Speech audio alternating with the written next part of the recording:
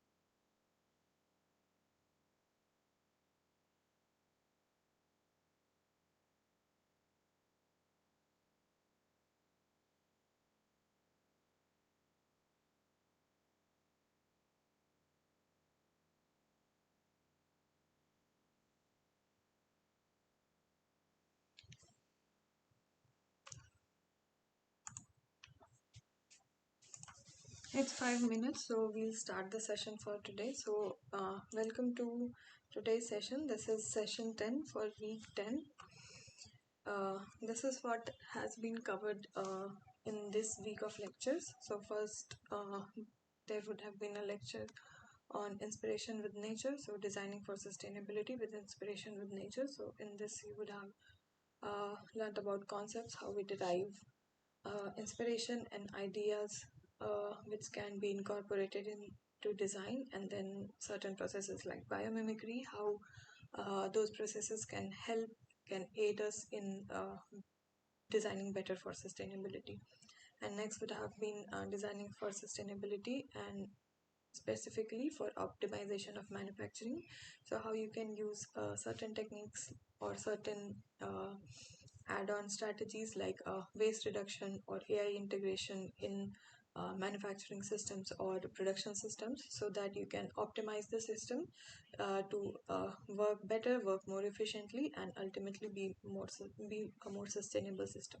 So this is what has been covered in this week of lectures, and we'll see some questions, some example questions related to that. So our first question for today is, biomimicry comprises of which three categories? And you have several options which include things like creating, scoping, evaluating, or elaborating, or cremating, etc. So these are the three categories which comprise biomimicry. These include creating, evaluating, and scoping. So all of these three categories form a separate aspect of biomimicry, or a different uh, category in which through which how you can use biomimicry to design certain products or certain elements. So first is creating. So in this process, you take nature as a model, and you get inspired from the functioning or some element of the nature, and you generate new ideas or novel ideas from that. So something which either looks beautiful or solves a certain problem, or it is called life friendly or a sustainable design option. You see that phenomena or that aspect in the nature, and you take that as a model, and then create novel ideas for manufacturing or production of certain objects or certain elements from that, and then you incorporate it into your design. That is called creating, using nature as a model. Then comes evaluating, which is taking nature as a measure. So in nature also there are certain processes that are taking place, and many of those processes can be emulated in real life objects or real life uh, things that we also use. So we can actually pre-test the efficiency or how sustainably the object will work through observing the natural processes. So we can take nature as a measure. That is why this process of evaluating, or this aspect of evaluating in biomimicry is known as taking nature as a measure. So we can pre-test the success of the product by seeing the natural processes, or by seeing how the phenomena occurs in nature. So we can identify what gaps or misses there are which are taking place, which we can improve on when we design the product, or what new opportunities are there which maybe is not taking place in the nature, but we can incorporate in our product design. So we'll see what wouldn't nature do, or what would nature do, and how we can learn from that. So we are essentially measuring the success of the product, or we are pre-testing the product through natural processes or by observing natural processes. So this is why we call this process of evaluating as taking nature as a measure. Then comes the third process, which is of scoping. So this process is taking nature as a mentor. So in this process, we are not only evaluating, but we are also trying to change the mindset of how we design and use certain products, and with time how the usage or design around the product changes, how our likelihood of needing that product, or the product needing our needs changes, and it deepens understanding the context of how it functions in the nature, and what functions of the product we'll employ in our product manufacturing or whatever we are using to design it. So that is scoping, that is a further deeper understanding of the natural processes, and not only seeing it as a pre-testing site for measuring its success, but also seeing that how it changes with time, how we can change our mindset about using certain products or using certain production techniques or certain natural elements in our product design. So that is what is scoping. So scoping, creating and evaluating are three key categories of biomimicry. So again, the same is explained here, that while designing, while talking about creating aspect of biomimicry, you design from nature, taking nature as a model. So you can create new ideas, you can discover new ideas seeing the natural processes or natural phenomena, and you can see from that what are life friendly ideas or more sustainable ideas, or something that can be incorporated into your product design. Then you have design with nature as a measure. Again, it pretests the success of the product you are designing, identify the limits, what misses can happen, and what new opportunities you have, and also to ask what is sustainable. So what the nature would do, what the nature wouldn't do, how it essentially makes the natural process sustainable, from which we can learn. And then there is scoping, taking nature as a mentor.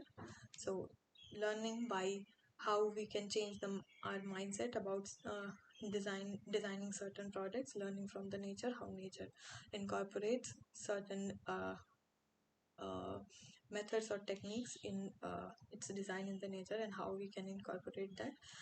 We go into a more deeper level of measuring and broadening how we can incorporate certain techniques, how over time it changes, what aspect of it we really need for sustainability, and what we can let go of. So this is what integrating biomimicry approach is, and it basically comes from a concept which is called life, or how biomimicry is supports life techniques, and there are several aspects of it, and it also explains in detail how you can use this biomimicry to design your own principles, or how you can follow the life, that is the methods, its principles, to then inculcate biomimicry in your own design methodology. So you the process goes like this. You can define the context, what you are trying to do. It can either start from a natural process that you are trying to emulate in certain kind of product design, or you can even start from a product that you are trying to design, and what natural aspects or what are the aspects that you want to incorporate in it, and that you want to emulate from the nature. Then you identify the function, as I said, what function do you want. Then you integrate life's principles, so the biomimicry or design thinking biomimicry is principles that you integrate into your design thinking. Then you discover natural models from the nature that can be incorporated. Then you abstract them, you focus on the very ground principles that act in that phenomena that can be incorporated into your design. Then you brainstorm of you get bio-inspired ideas that can help you emulate what is happening in the nature in your project, and then you emulate in your design, and then you measure using life's principle how much you kind of pre-test the success of your product. You see what misses there are, what opportunities you have, how you can improve, etc. And then again you go into the use phase, and then again scoping whether the use is sustainable or not, how you can improve it, how you can change the mindset of people using that particular technology or particular design and go in cycle like this. So I have linked this study for you. So if you want, you can go and see this paper. It's called Building from the Bottom Up, Closer Look into Teaching and Learning of Life's Principle in Biomimicry Design Thinking courses.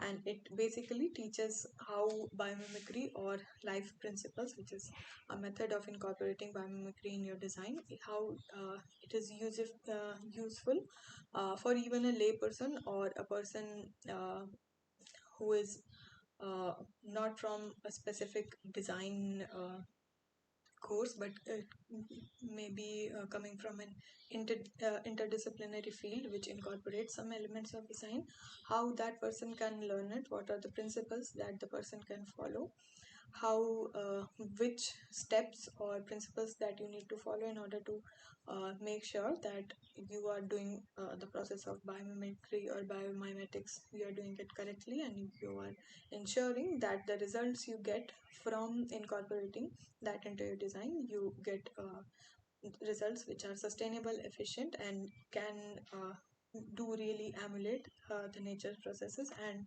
the principle of nature, which is sustainability and creating efficient, non-harming products. So if you want to go further and read about the principles and the method, you can refer to this paper. Coming back, the next question is, what is the name of the brand of glass that prevents birds from hitting the glass planes? So you have four options: awnings, mosquito screen, Ornilex glass, and tempered glass. So awnings, awnings are a shading device, so it is not a kind of a glass plane. It is just a device or a structure which is made for shading your fenestrations.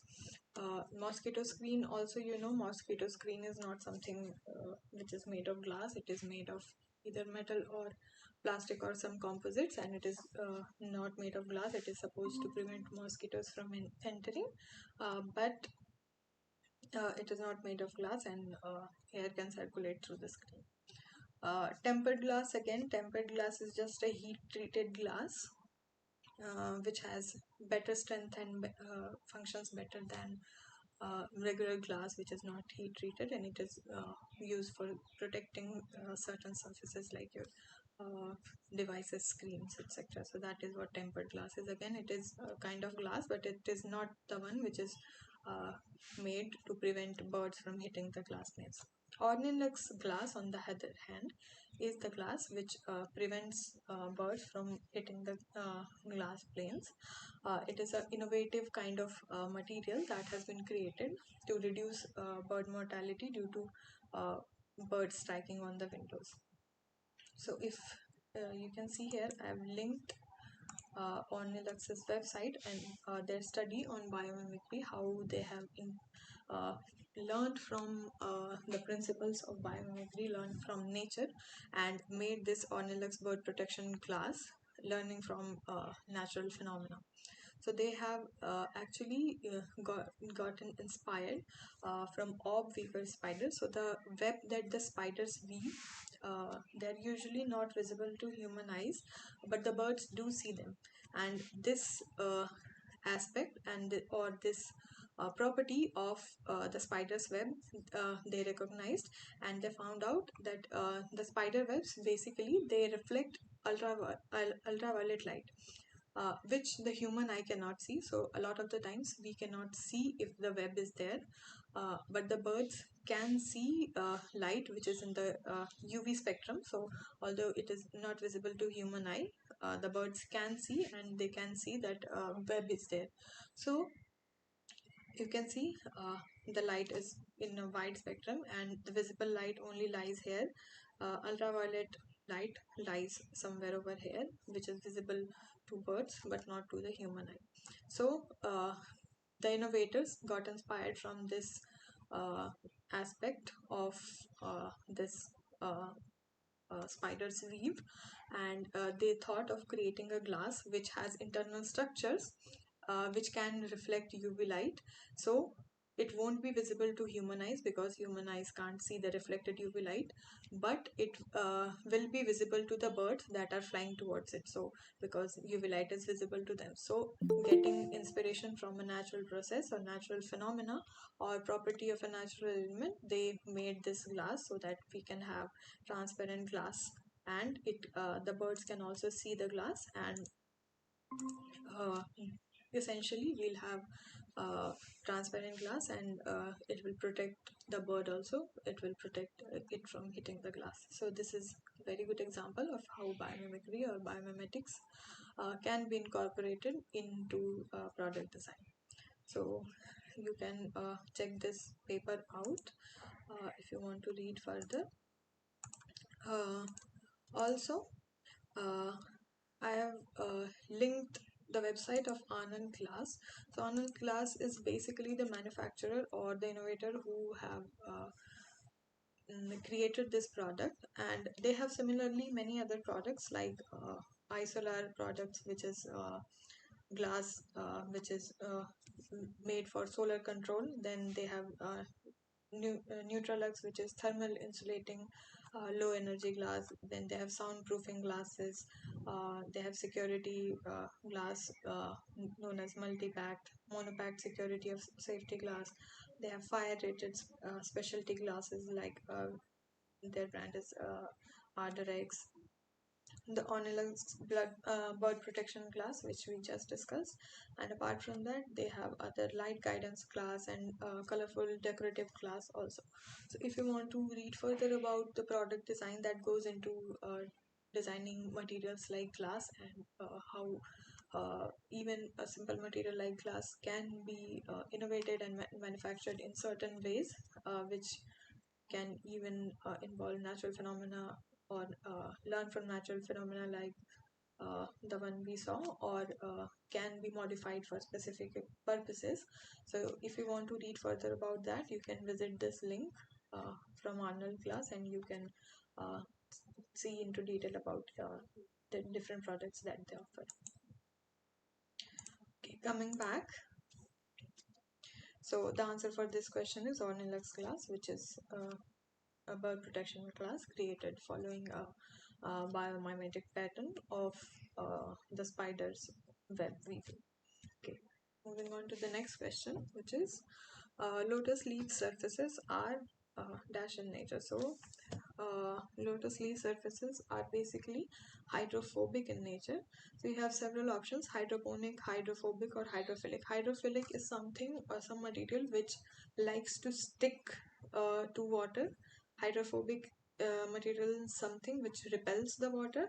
And hydroponic is a kind of farming technique in which instead of growing the plants in earth, you can grow it directly into mineral rich water.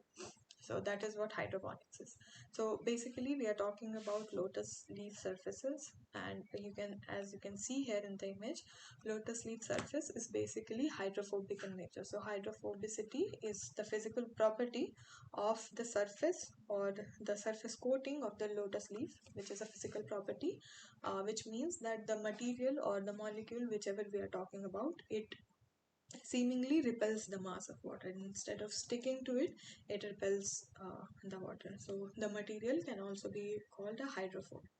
So why this is important? Because this is again a quality which is present in the nature, which can then be emulated in creating certain textures or certain biomimetic coatings, which can be used in certain kinds of products, or for manufacturing certain kind of product coatings which can protect the products from water damage.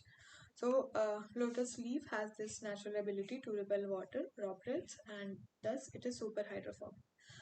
In addition, another thing which can be emulated is that the lotus leaf is its structure is made in such a way that the leaf enables the water droplets to just roll off the leaf. So the rolling of the rolling droplets basically collect any debris which is on the surface of the leaf, and thus it provides like a naturally cleaning mechanism for the leaf. So the uh, first thing is that it protects it from water damage, and second thing, it acts as a self-cleaning property. So this uh, aspect, or this property of lotus leaf, uh, that water doesn't come into contact and it remains buoyant with a spherical structure, and then it rolls off, cleaning the leaf. It can be emulated into building design. So it is similar to many other biomimicry practices in which you replicate naturally occurring phenomena from the environment and via artificial means to resolve certain problems or to provide a service. So certain examples of this is the Velcro. So Velcro, the idea for the Velcro was derived from the burdock plants fruits adhesion property. So as you can see in a blown up image of the burdock plants, uh, these structures, that the plant has a hook at the end. So because of this, it makes it to catch on to or stick to various surfaces and then be securely attached very well. So this aspect, or this design element of the burdock plant was uh, what inspired the design of the Velcro. So again, if you know, if you've seen Velcro again has similar hook-like structures on one of the surface, which helps it easily stick to or adhere to another surface. So this is one example of biomimicry and replicating it into to create a certain product. Again, another example is the bullet train, which is uh, designed to resemble, or which is inspired by the beak of a kingfisher. So kingfisher is a predatory bird which hunts fish, and while hunting fish, it goes into a dive, and what makes it very fast is the shape of its beak and its body, which makes it very aerodynamic, and which makes it very fast. So getting inspired from that physical design aspect of the bird's beak and the bird's body, that was again incorporated in the bullet trains, and their forefront was shaped like that, so that again the train can achieve better aerodynamics and uh, face less resistance to the atmosphere or the air. So similarly, like these products, biomimicry has been used to produce super hydrophobic surfaces also, which is inspired from the lotus leaf, and it can inspire it has inspired the creation of certain super hydrophobic surfaces that can repel water droplets, and thus they can be used for several things like uh, infrastructures, and which can help reduce the penetration of moisture in the infrastructure, which can help in several things like it can stop deterioration mechanisms like corrosion or sulfate attacks or alkali aggregate reactions. If the surface doesn't have water on it, even freezing and thawing can't affect the surface much, and it will be protected from frost damage in cold regions. So, again, it is also used to produce biomimetic coating, which are focusing on anti-wetting characteristic, and even for products which are looking for self-cleaning capability. So again, this is a property of um, lotus leaf, which has inspired certain biomimetic coatings, which are some of them are already in use, and then there are further aspects or areas in which they can be used. So if you want to read further about this property of the lotus leaf and how it is used, how they have abstracted what essentially are the ground phenomena that are taking place that enable this uh, hydrophobic characteristic. You can go to this paper which discusses the lotus leaf inspired by mimetic coating. What are the different types of coatings which are there? What are the key properties? And what are their applications in infrastructure? So if you want to read, you can read here.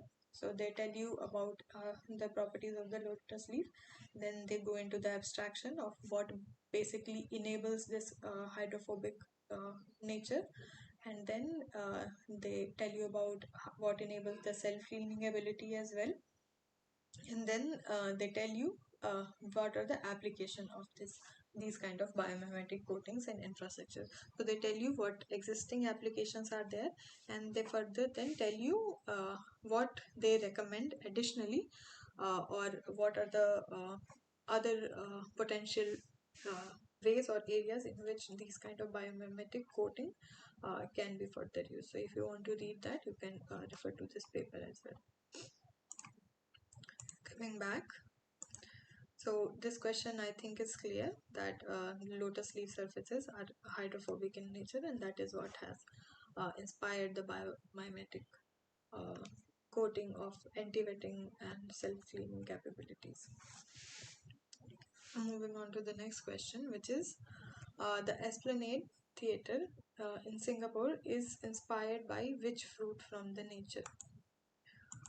And you have four options: jackfruit, durian, thorn melon, or cucumber. So this is the Esplanade Theatre that this question is talking about. It is a commercial district in Singapore, and it has multiple structures which have uh, the external cladding like this. So it is basically inspired from the durian fruit. So the fruit of the durian, it uses its spikes to uh, reflect or prevent sunlight from directly heating its seeds, and uh, also protects it from predators getting to the seed of the fruit. So inspired by this aspect of the durian fruit, which protects everything that is inside the fruit using its thorns, the architect or the designer used this idea of a cladding system, which he used which he created from lightweight curved steel space frames and triangular aluminum sun shields.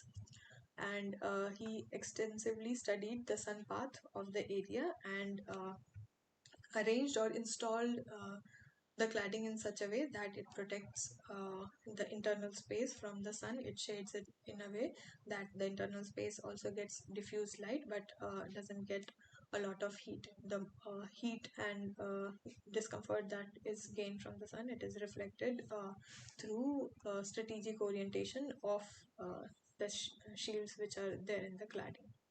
So this is what this question is talking about. It's talking about this Esplanade Theatre and the fact that it has been inspired from the durian fruit, and how and the component or the property that durian fruit has, that thorn covered husk to protect its insides. Similarly, this building has this cladding to protect the inside from sun exposure.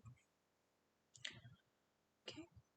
Moving on to the next question, which is in the biomimicry approach of top down, which is the last step? Is it the design problem? Is it testing, analysis, and feedback? Or is it design solution? Or it is search for biological analogies? As we saw earlier also, that biomimicry can have two approaches. The first approach can be that you first see some phenomena in the nature, and you get inspired from that, and then you try to find out that where this phenomena can be used in product design.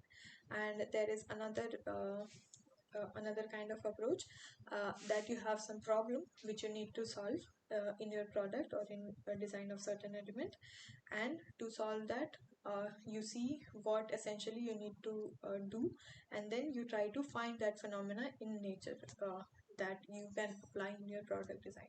So both kind of approaches can be followed while applying the principles of biomimicry in your design. So the top-down approach is basically where you have the design problem first.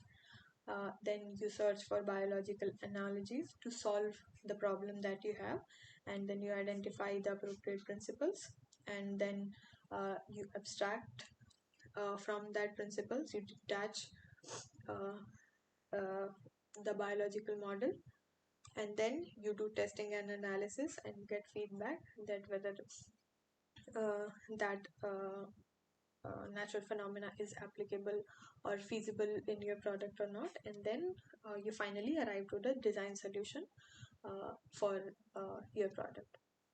This is called the top-down approach. Bottom-up approach is basically you start from biological research. So you see some biological phenomena, and then you research that phenomena. From that, you understand the biomechanics or the functional morphology or the autonomy which is present, which is helping or enabling that biological phenomena.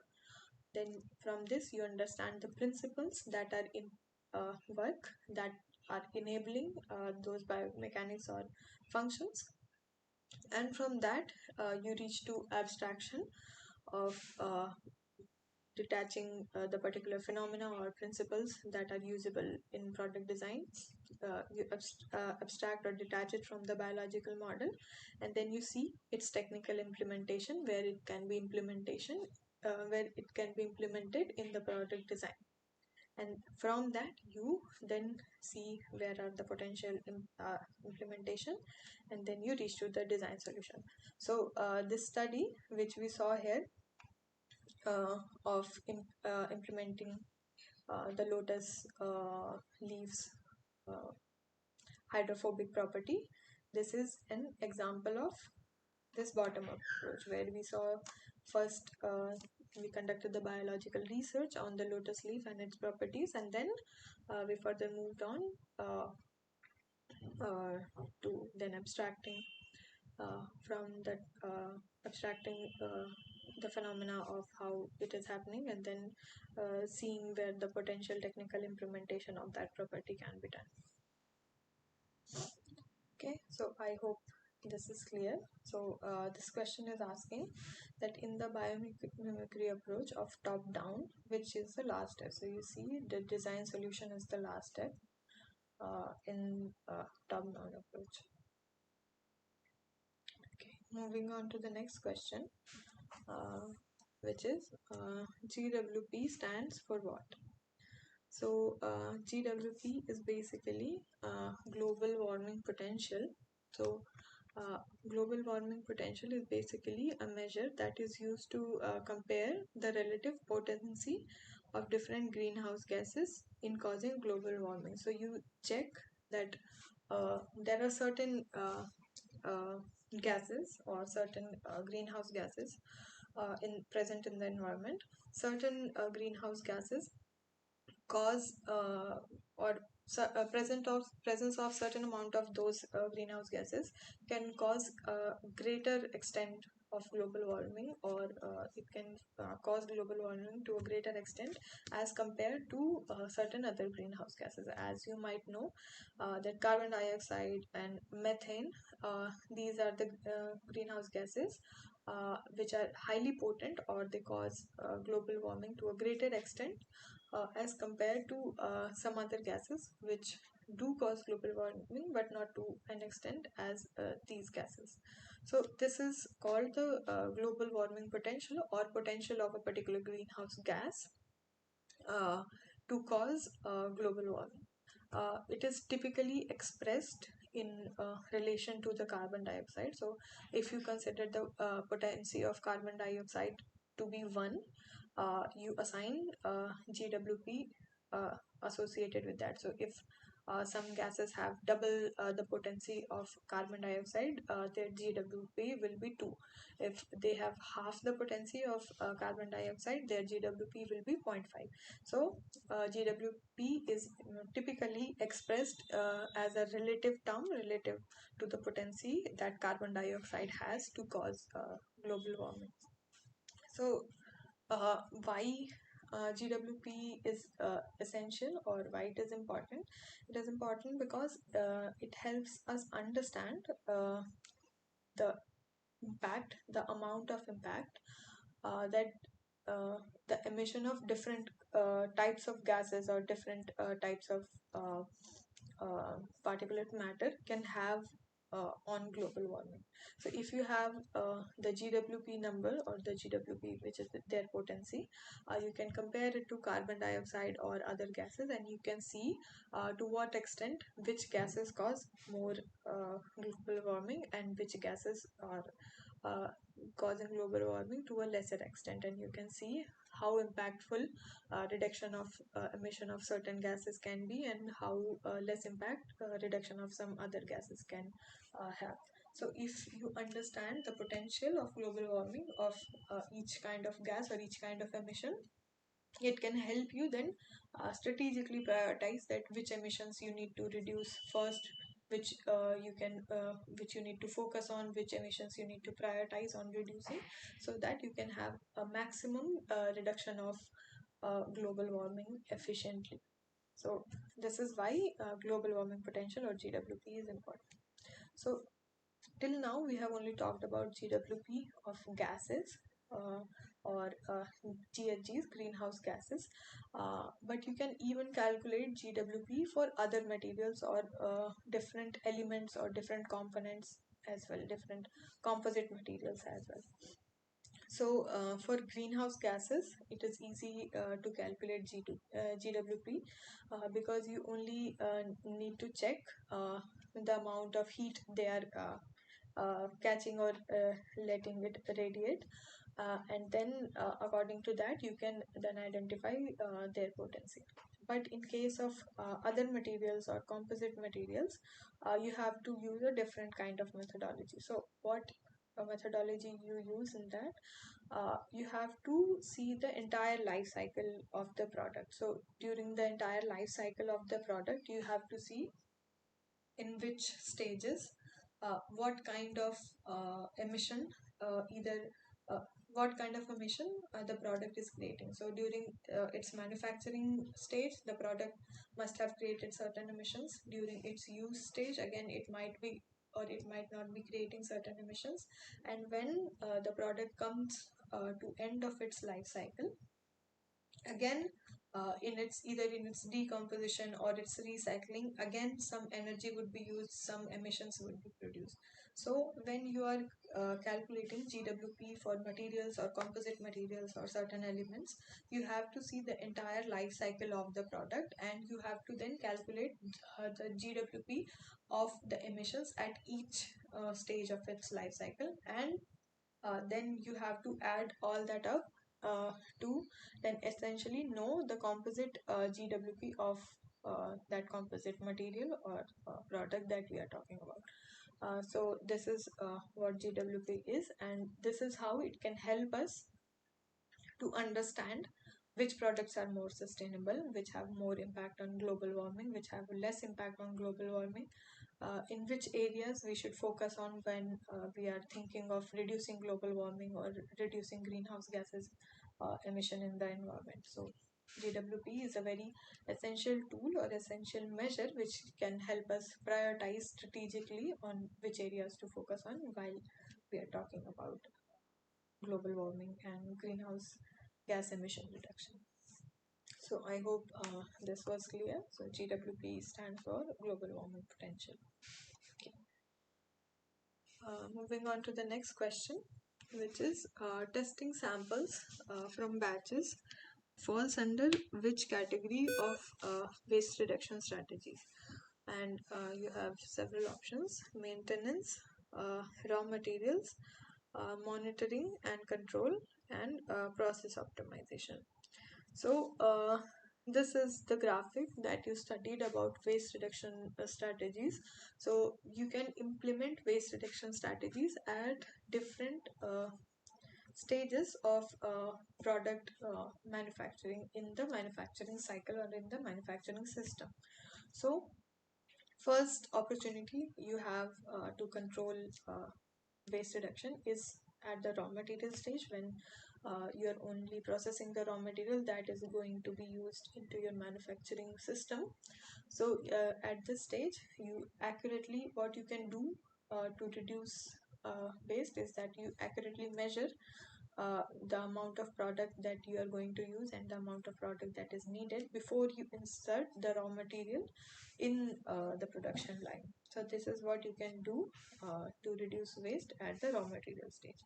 Next, during the product optimization stage or the product optimization section of your system, how you can reduce waste, it's in 5 different ways. First is that you minimize the amount of product that is used in for various product measurement.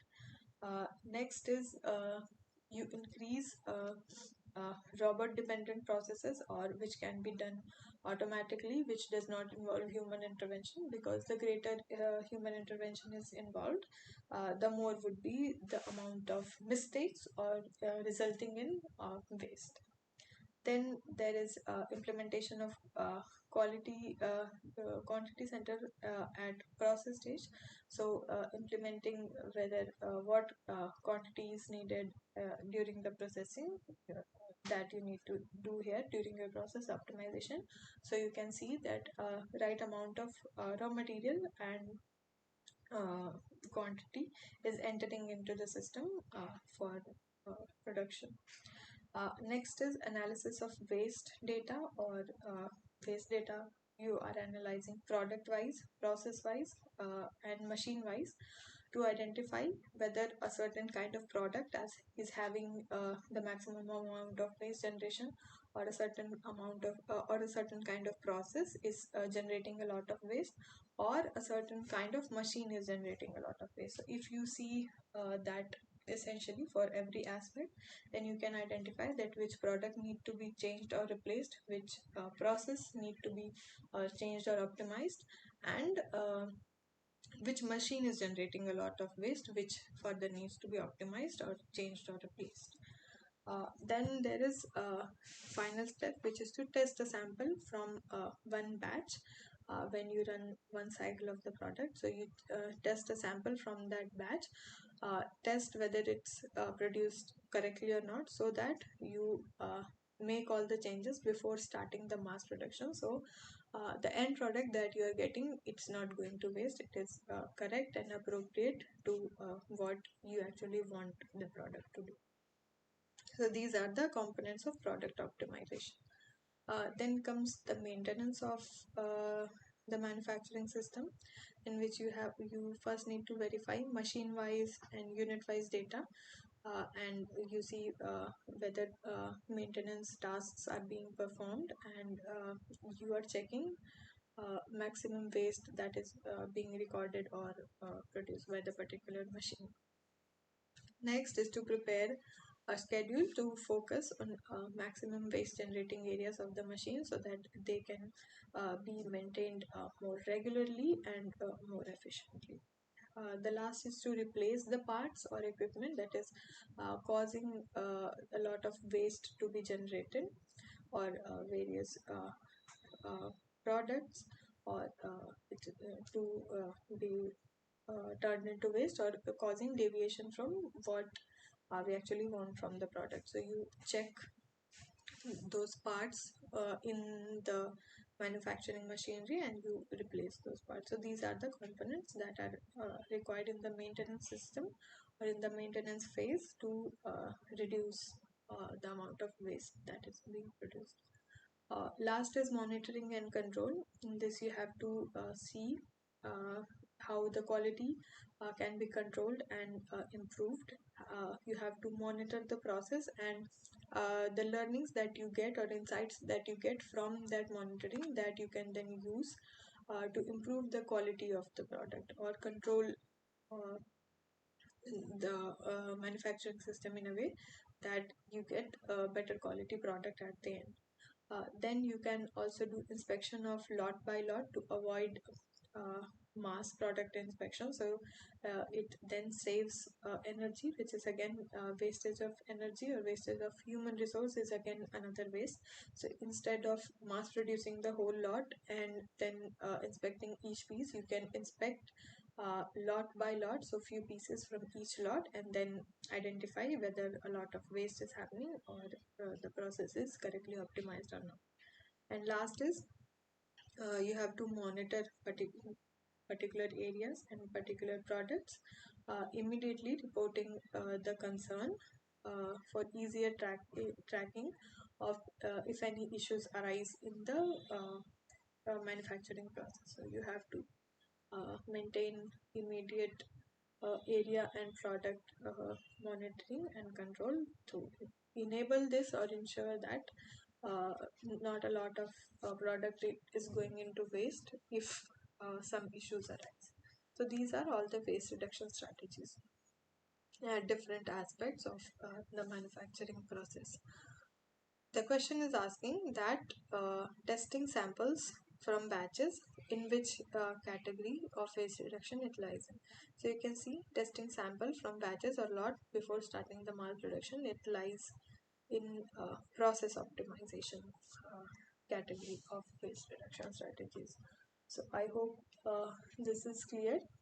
We're moving on to the next question, which is increase equipment utilization falls under which category of applied industrialized like AI in manufacturing sector. So this question is basically asking that increasing equipment utilization, it falls under a particular category in AI manufacturing incorporation in the manufacturing sector, and which category it falls in. And you have options: monitoring and predicting failure, improving productions, augmenting production design, and automating operations. So this is what the different aspects of application of AI in manufacturing looks like. So you have four particular sectors in which AI can be applied into manufacturing for augmentation or optimization of the manufacturing process or manufacturing system. The first is monitoring and predicting failure. So AI can be used to monitor and predict failure in the manufacturing system, and this can help reduce the cost. So how it can reduce the cost? It can reduce the equipment cost, and it can increase.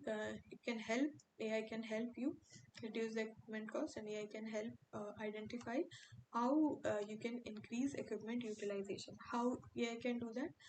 It can create or it can develop a predictive maintenance uh, schedule or predictive maintenance checklist or a guideline for you, which can then help you predict, which can help you monitor and also predict what failures that can happen in the manufacturing system, which if you do, then it will help you reduce equipment cost, and it can help you increase the utilization of the equipment that you are using in the manufacturing process.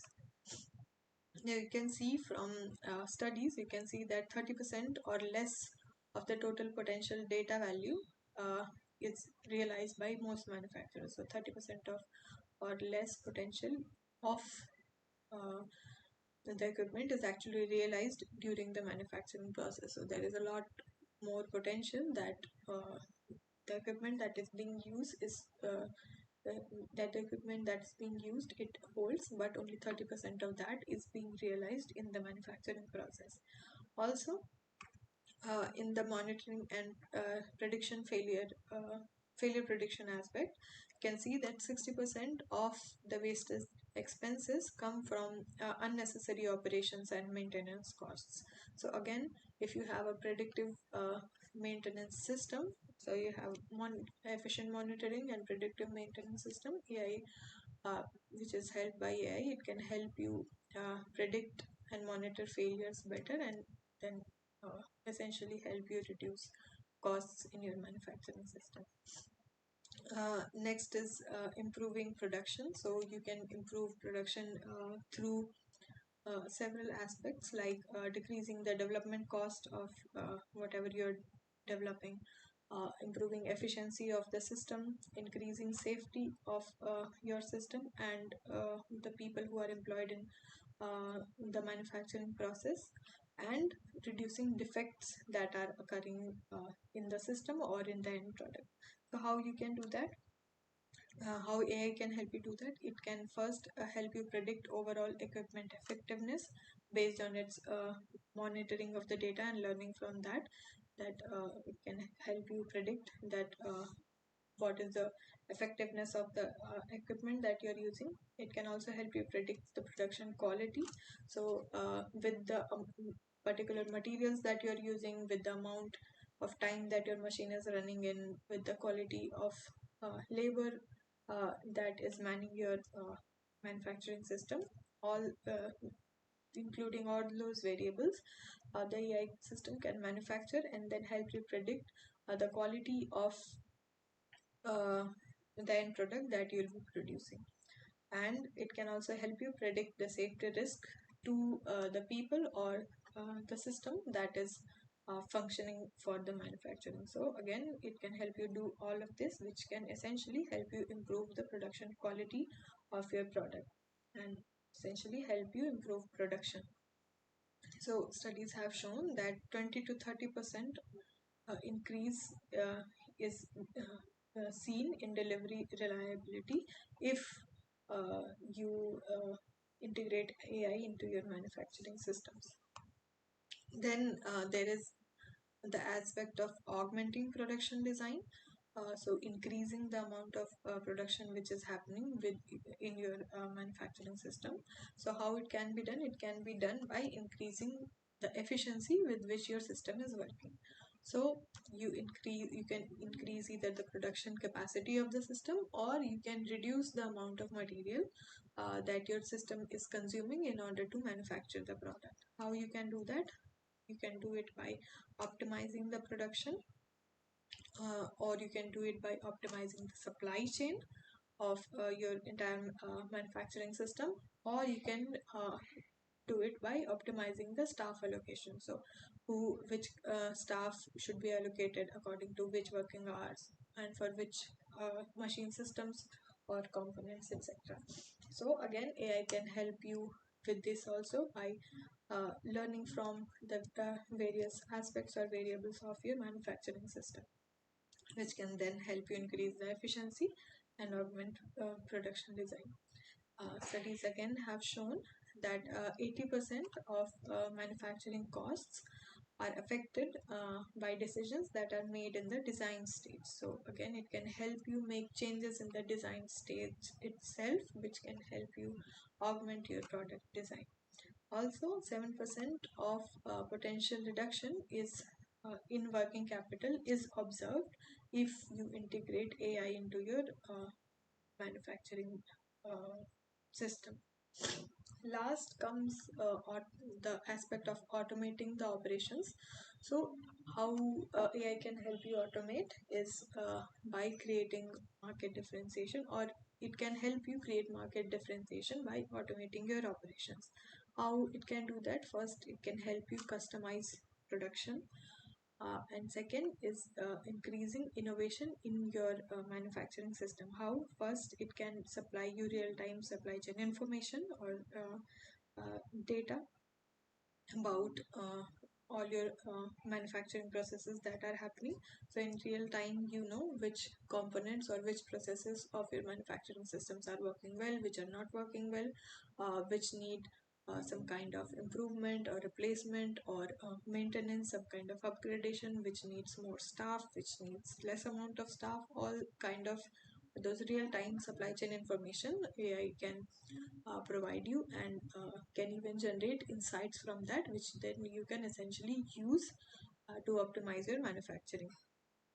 Again, it can help you with real-time production planning, and also it can help simulate. So basically, um it can help simulate the design strategies which you might want to implement. So it can tell you that if you implement this kind of strategy, these are the results you will get. It can even help you visualize or simulate those kind of design solutions which you propose. So these are the different aspects of automation that your AI can help you if you integrate into your manufacturing system. You can see 20 to 50% of potential reduction is seen in defects through simulation and testing. So if you simulate and test initially, or simulate your test your operations or design, you can then see what are the amount of waste which you are getting, and essentially it can help you reduce the amount of waste which is happening in your manufacturing system. Also, it can help you automate operations. So 50% of potential decrease in product development cost is seen because of the automation options that the AI can provide you in the manufacturing system. So these are all the areas in which AI can help you optimize your manufacturing system, and this is the graphic which is telling you about that. In the question, we were asked that increasing equipment utilization, in which category it falls under. So you can see here, increasing equipment utilization falls under monitoring and predicting failure aspect of AI manufacturing. So again, monitoring and predicting failure is the correct option because in that area, increasing equipment utilization falls under that area. So I hope this is clear. Moving on to the next question, which is engaged community falls under which category of applied industrialized AI in healthcare sector? And you, again, it is similarly, it is talking about application of AI in the industrialized healthcare sector. So you have several options. First, monitoring and predicting patient outcomes, optimizing staffing and quality of care, augmenting diagnosis, and automating intervention. So you can see these are the various aspects in which AI can be applied in the industrialized healthcare sector. So you can see first aspect is monitoring and predicting patient outcomes. This can help you improve the operational efficiency and essentially reduce the cost and increase the capacity at which your facility can function in providing healthcare to your patients. So how AI can do that? Uh, it can measure or monitor hospital lengths uh, of stay of different kind of patients based on what kind of ailment they have, what kind of healthcare or what kind of healthcare options they are opting for, what is the severity of their condition, and based on that, AI can then predict and monitor patient outcomes and even the length of their stay.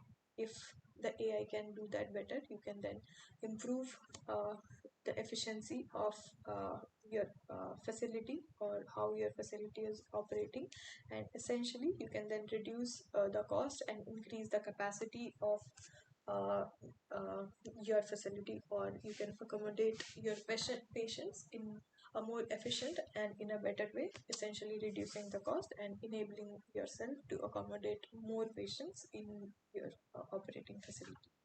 According to studies, it has been seen that 8% potential reduction in healthcare expenditures is seen if you integrate AI into monitoring and predicting patient outcomes. Also, 2 to 4% of annual claims are fraudulent or unjustified, which again AI integration can help you monitor and predict the outcomes if you integrate it into your healthcare operation system.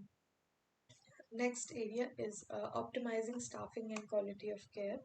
So how AI can help you do that? It can help you forecast the admission of patients. So based on what kind of weather it is, what are the different kind of ailments or diseases that are going on in that particular weather or that particular time of the year. and depending on certain number of patients that are admitted annually or regularly, it can help you forecast the admission of patients in your hospital. Also, it can also help you plan the staff organization and help you optimize the staff planning. So all of this can then help you improve the availability of care to the patient. So you can predict what number of patients and what quantity of patients you are expecting, and based on that, what kind of staff planning and organization that you need to do and how you can optimize that. Essentially, this will help you make healthcare more available to the patients that are entering your facility or healthcare space. Studies have shown that $200 is potentially $200 are saved per person due to increased productivity that is caused by this AI integration. 30% potential annual productivity growth is also seen in the healthcare industry because of AI integration, and 60 to 70% of hospital costs consists of staff or labor, which can be optimized if you do this staff planning optimization using the AI. Next aspect is augmentation of diagnosis. So how AI can help that? It can from the cohort of different patients. So under one particular ailment or one particular category of diseases or something like that, AI can help you create cohorts, and from that cohorts it can help you discover certain outcomes or certain diagnosis which can help aid the diagnostics of the ailment or diseases better. It can also help you predict the readmission risk of the particular patient again into the healthcare system. So using all this diagnostic predicting, you can increase the effectiveness of care that is being provided to the patient. This can then help you improve the pricing of the diagnostic services, and it can also help you improve the diagnosis that is provided to the particular patient based on identifying in which kind of cohort they lie, and based on that cohort what kind of diagnosis is usually predicted to come for that particular kind of patient, whether that holds true or it is different. And then similarly, AI can keep learning from those various cohorts, and can give better and better diagnosis with time. So studies have shown that 40% potential reduction is there in adverse drug reactions uh, uh, if inferences from these cohort discoveries and readmission risks is studied in AI integration.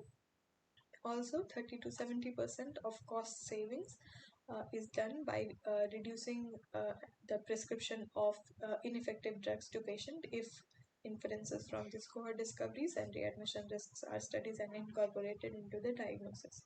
Also, 25% on average are uh, re 25% patients on average are readmitted within 3 days, which is predicted by the AI in this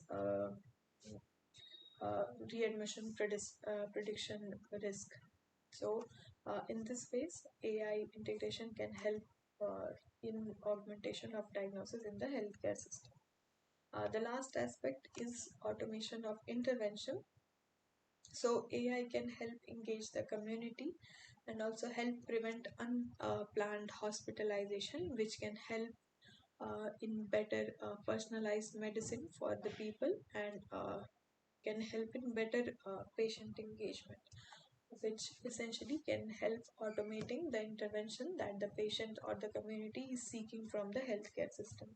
So uh, it it has been seen that 1 year potential increase in life expectancy of patients of the community that is engaging with this AI empowered healthcare system is seen because of the personalized care that the community or the patients that are receiving from these kind of AI integrated healthcare systems. Okay, so I hope this is clear. Going back to the question is asking that engaged community falls under which category. So you can see here, engaged community is falling under the automate intervention category of AI integration in healthcare system. Okay, so automate intervention is the section in which engaged community falls under. So I hope this is clear as well.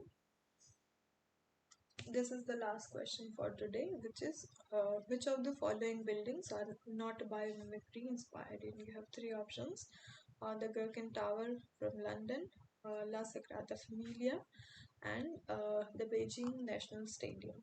So, first thing that you need to understand by biomimicry is that it's again a concept or a phenomena uh, which has again varying opinions from people who use this phenomena or incorporate this phenomena into their design.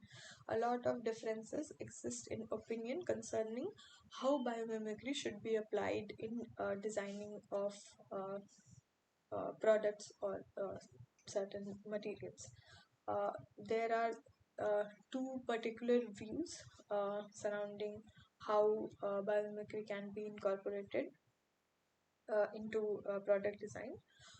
First is the reductive view or the shallow biomimicry, and the next is the holistic view or deep biomimicry. So, shallow or reductive biomimicry is only mimicking of the natural form, not going into details about the natural processes that are occurring or what phenomena that is happening, not going into the abstraction of the technical details, only following the natural form. Then comes the mimicking of the natural process. So even though you're not going down into the basic or abstracting the natural processes to use that to solve particular problems, but you're still trying to mimic the natural process, not just the natural form of what you are seeing.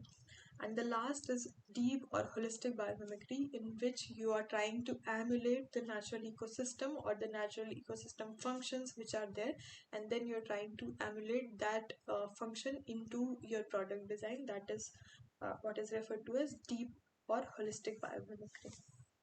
So the reductive view sees biomimicry as transfer of uh, only biological technologies into engineering or design domain, while the holistic view sees biomimicry as a measure to achieve ecologically sustainable products, meaning that they do not harm the environment and in their production, and they use the similar phenomena or similar aspects of use or decay that is present in the natural environment.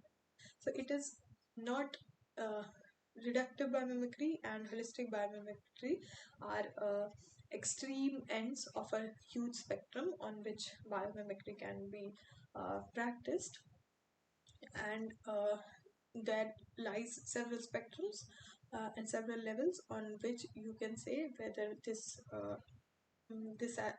element or this product is biomimetic or not, and certain element is biomimetic or not. So reductive biomimicry, it solely focuses on imitation of only a few features or function of particular organisms or the biological process. This is referred to as the traditional kind of biomimicry and does not have explicit goal of obtaining sustainability through the mimicry of nature. Sometimes it is not referred to as biomimicry, but just following the natural form of what we are seeing. The second process, which we talked, is the mimicking of the natural process. It is a step towards deeper holistic biomimicry, but still it doesn't follow the natural ecosystem or how the natural processes are happening in the nature.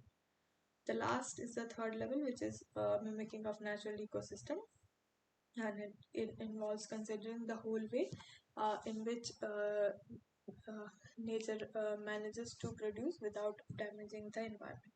So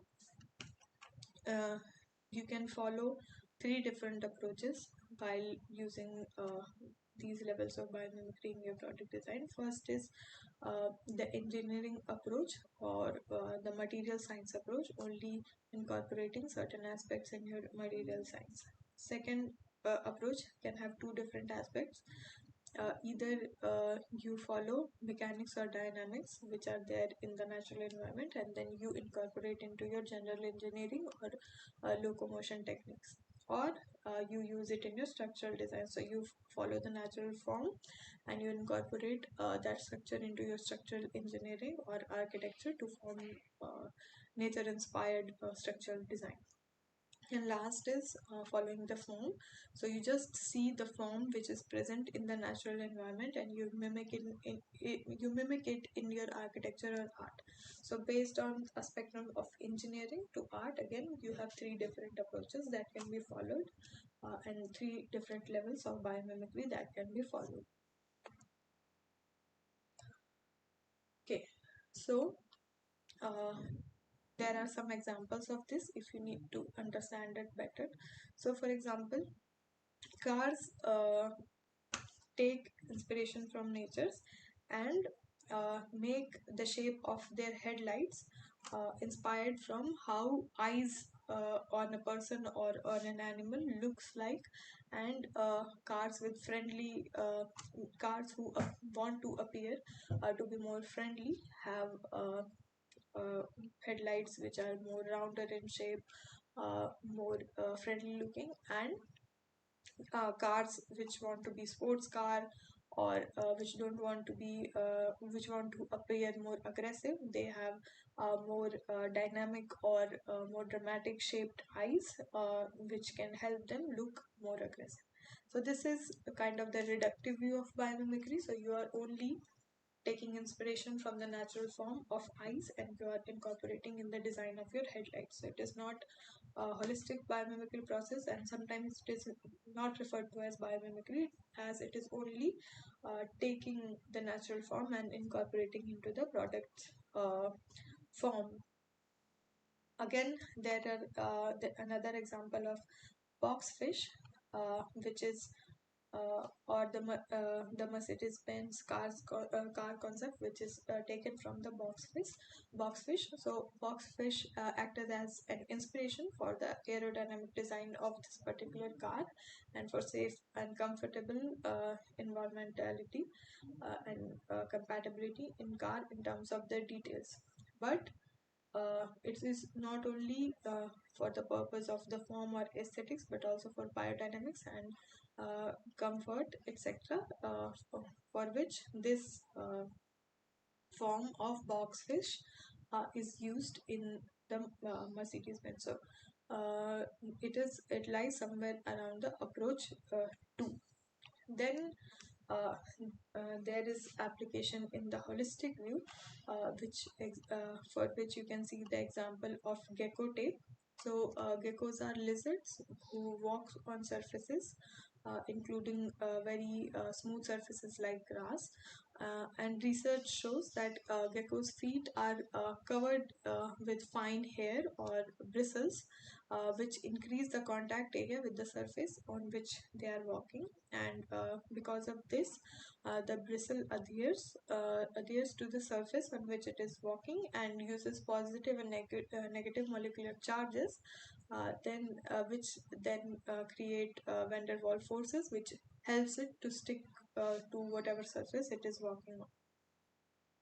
So based on this particular phenomena which is happening, and then reducing it to its essentially abstracting it to the what mechanical phenomena that is taking place at the surface level or at the ground level, then using that to create something which mimics the entire process of the nature or natural phenomena. This is what is referred to as the holistic view. So based on this discovery of the gecko's feet and the different kinds of alignment of bristles which are present, a new kind of adhesive tape, which is the gecko tape, it was created, and it has tiny plastic fibers on the surface of the tape, and because of which it can hold a lot of weight uh, uh, while if you want to stick it to something, or stick down something, so it can adhere to something or hold a lot of weight. So again, first, functionally, it follows the same principle of gecko's addition, and solves a problem of functionality.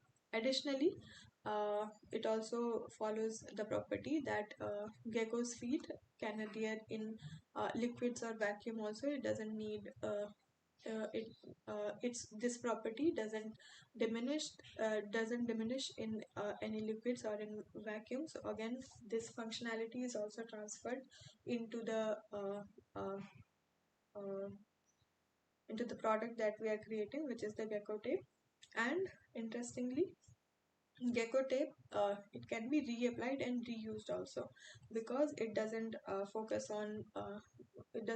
depend on the normal phenomena of sticky adhesives which we use in regular tapes. It is using the plastic fibers, which the phenomena of using the plastic fibers which are present in the gecko's feet, and that uh, get uh,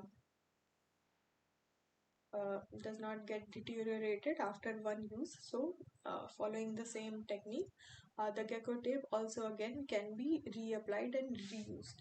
So again, it is then essentially helping in reduction of waste also, and again, it is easy to remove from the surface also. uh, Again, that comes from the property that geckos don't only stick to surfaces, but they move around also. So basically, all these properties, or all these natural processes, inspired this tape to be made, which is, first, it holds a lot of weight; second, it is self-cleansing; third, it can adhere in any kind of liquid or vacuum also; and fourth, that it can be reapplied and reused also. So this is an example where you apply biomimicry as a holistic view, and you use some qualities or a lot of qualities of the natural processes, and you try to emulate those qualities in your end product. So you can see here the boxfish car. It is mostly A2 and to some level A3. A3 was A1 was more towards engineering, and A3 was more towards art. A3 was more towards reductive, and A1 and A2 more towards the holistic view. So you can see the boxfish car is more towards A2 and A3, and the gecko tape is more towards A1 and A2 techniques. So these are basically two kinds of spectrum on which we can see levels of biomimicry: shallow or reductive biomimicry, deep or holistic biomimicry, and then whether biomimicry is related more to engineering or more to art. So biomimicry, which is more reductive, oftentimes it is not considered biomimicry, but only more holistic implementation of natural processes into the product design are considered to be real biomimicry. So based on that, you can see in this question that La Sagrada Familia, it is basically an example of biomimetic architecture, and it is inspired from trees and branches of trees. So you can see in the nave of the building, instead of having regular columns, the columns branch at the nave. So instead of having regular columns, or for larger structures, instead of you needing to provide buttresses, uh, these kind of branched columns transfer lateral loads efficiently to the nave columns, and thus in this way the natural property of tall huge trees is then transferred into this building structural design through the concept of biomimicry. Same is true for the leaning columns. So the leaning columns are again inspired from trees, and how the tree's roots function, and how the load of the entire tree is transferred to the ground in this way. So again, leaning columns are again inspired from the trees, and the load transferring of the building again is a structural phenomena which is inspired from nature, and it helps this building again transfer the load of the building in similar ways. Another aspect which is inspired from nature is how light through the trees, leaves, and open spaces diffuses, and instead of getting harsh light, or we get more diffused and more we get more diffuse daylighting in the shade of the trees. Similarly, the building uses hyperboloids within the windows and roofs.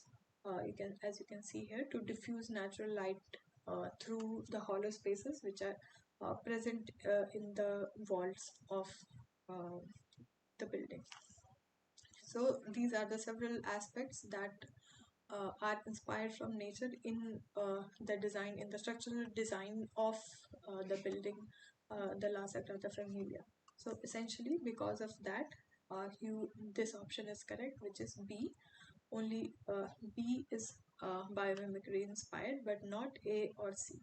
So A or C, A is the Gherkin Tower in London. So again, the Gherkin Tower, only the form of Gherkin Tower is inspired from the Gherkin. Nothing additional in terms of how the building is designed, or nothing additional from the natural processes of how the Gherkin is from the Gherkin is uh, inspired into the design of the building or the built structure. Similarly, the Beijing National Stadium, it looks like a bird's nest, but that is where the similarity ends. Only the form of the building is similar to the bird's nest. Not much else is inspired from the structural design of the bird's nest. So essentially, the Beijing National Stadium and the Gherkin Tower are kind of examples of reductive biomimicry, or you can consider that they are not really examples of real biomimicry. However, the La Sagrada Familia is a real example of biomimicry, as it uses real learnings or real aspects of how trees transfer loads and diffuse light or diffuse daylight into the structural design of the building. So I hope this question is clear. This was the last question for today. Thank you all for attending. If you have any doubts, please go ahead and ask.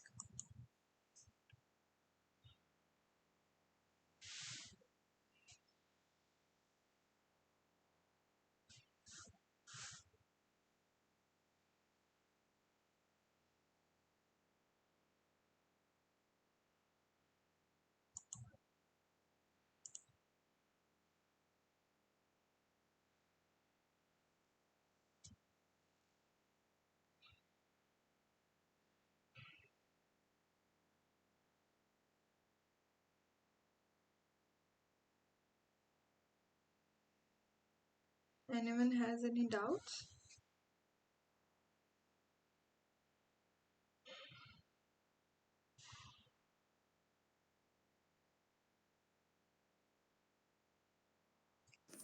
Ma'am, I have a doubt in week 2 assignment. Okay, go ahead. Yeah, so I'm confused in this question. First question: which country has the second highest? Okay, that is clear. But this question: stored energy decreased by a factor of dash up the food chain. Okay, so did you go back to the discussion on different trophic levels and how the stored energy in each trophic level decreases as you move up the food chain? Yeah, like I remember that only 10% energy is stored. Hmm. So like 90% is decreasing. Hmm. Is But it is is this asking correct? in a factor. It is not asking in percentage. It is asking by what factor the energy reduces. Okay. Okay. Okay, okay, okay. It is clear now. Okay. Anything else? Anyone else has any questions?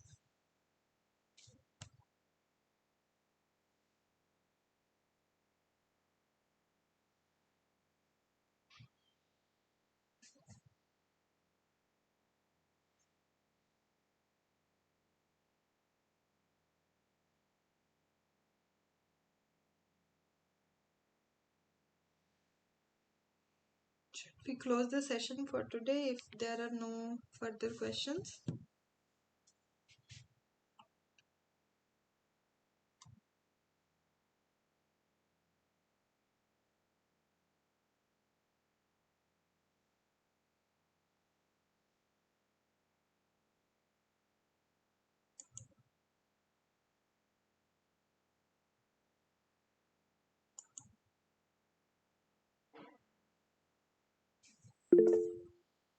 Yes, go ahead, Tanmay.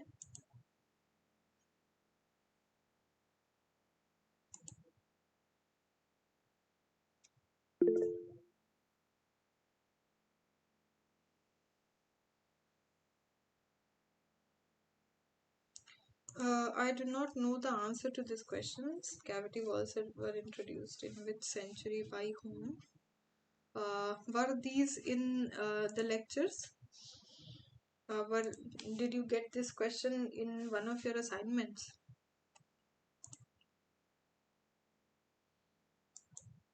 Yes, this question is the ninth assignment, Okay. and the question number is, I'm just telling you, that is question number three. Okay, so I don't have the answer to this right now. And the lecture which mentioned the answer or detail is there. I'm just telling you, give me lecture 31, Okay. climate responsiveness. Under Mhm. this cavity wall is there, Okay. and I just got in one of answer is there 17 something in the year of, just a second, I'm just recheck that one.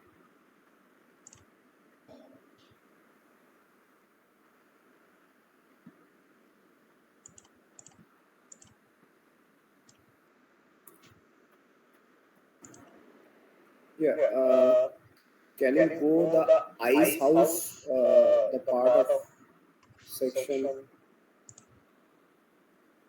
in the year of 1776 mostly. Okay. The cavity wall created first illusion, because I think so one of the student also have raised this query in the forum. Okay.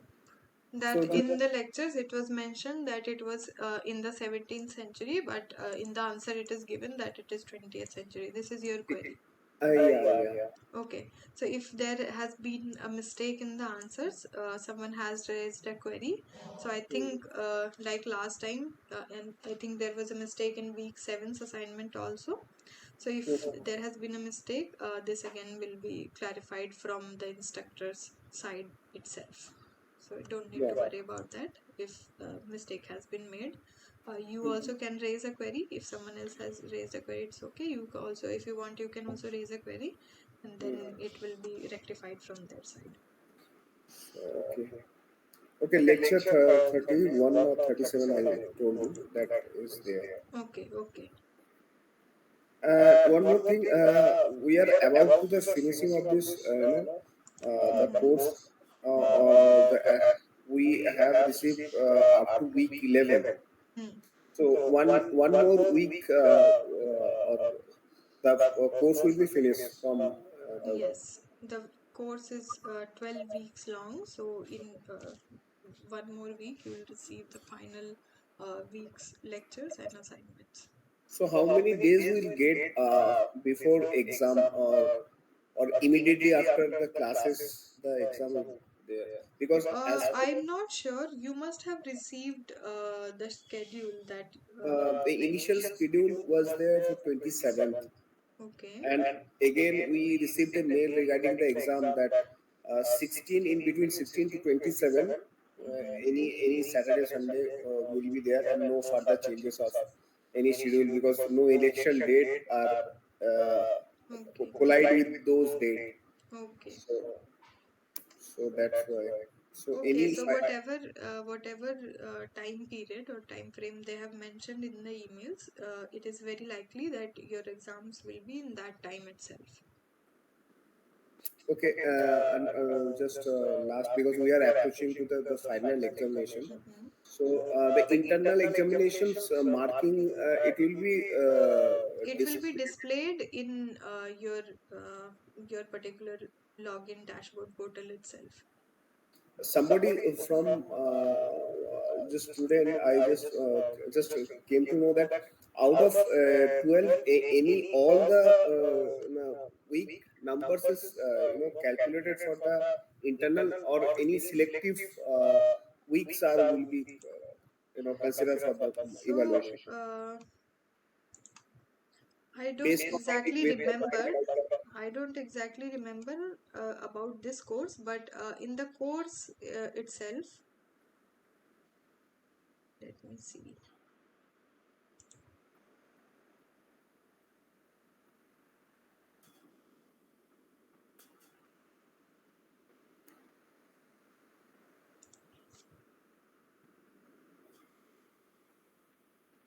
Okay, there is this know your scores in the assignments. So I think in this section itself, you can see what you have scored, and in the course description, it was mentioned.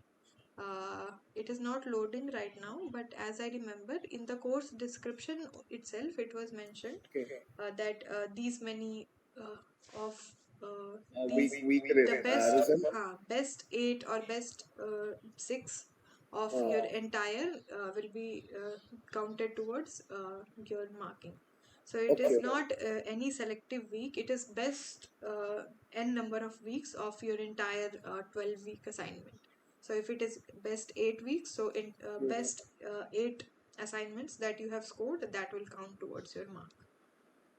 Okay, and whatever you material you also provided, and apart from the SIR's detailed transcriptions, so both is the considered for final examination. So would we require more stress on some particular note, or we have to go for the detailed transcriptions? No, you Because go for the detailed transcripts. yeah. The questions that are there in the assignments and the questions which I share with you, they you can see them as practice questions, but Mhm. there is no such particular focus area that you need to focus on this material and do not focus on that material. It's nothing like that. You need to focus on all that has been shared in the lectures. Okay.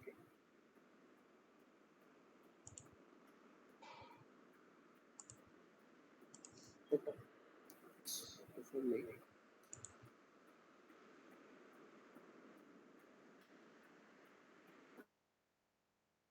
Okay, so if there are no further questions, should I close the session for today?